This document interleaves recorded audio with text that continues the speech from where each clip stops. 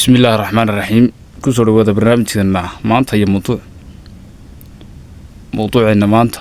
wuxuu ku saabsan yahay qoraalka afka Soomaaliga waqtiyada socdaalka ah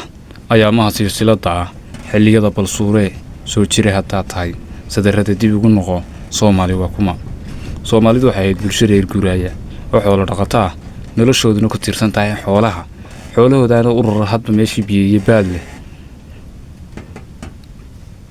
noloshooduna waxay ku dhisneed amba xeer u ahaa amba ugaarsaday ahaw amba la ugaarsaday sidoo kale amba miskiin la foolo leh tirada dadka Soomaalida ay wax qori kara waxna akhriyi kara waxay ahayd faraq tiris nasiib wanaag waqti dambe ayaa hal doorkii iyo aqoon-yahankii Soomaaliyeed ku baraarugeen muhiimadda iyo baahida ay u qabaan in dadkooda la baro wax akhriska iyo qoraalka sida keliya ee wax lagu bari karayaana waxay ahayd in la helo far qoran oo dadka u fududeeyay wax akhriska iyo qoraalka dawladdu garbadeynkaada cadde ayaa isku dayday inay qoraan farta Soomaaliga balse nasiib darro kuma ay guuleysan oo way ku guuldareysteen markii uu xilka la wareegay Maxamed Siyaad Barre madaxweynena sidaa ku noqday ayaa uu dib u kiciyay oo boorka dib uga soo jafay fikirkii ahaa in la qoro farta Soomaaliga waxa uu u saaray ambaba loo xulay guddi lagu magacaabi jiray guddida afka Soomaaliga sanadkii 1972 ayaa la qoray farta Soomaaliga kadibna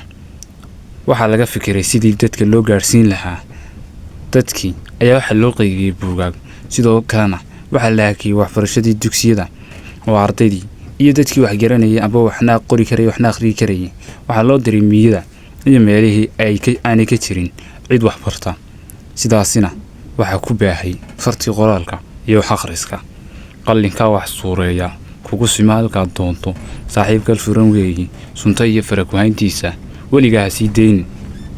dadkii miiga ee wax akhriyi karay waxay ahaayeen waaga 2% markii dambe waxay gaadheen 50%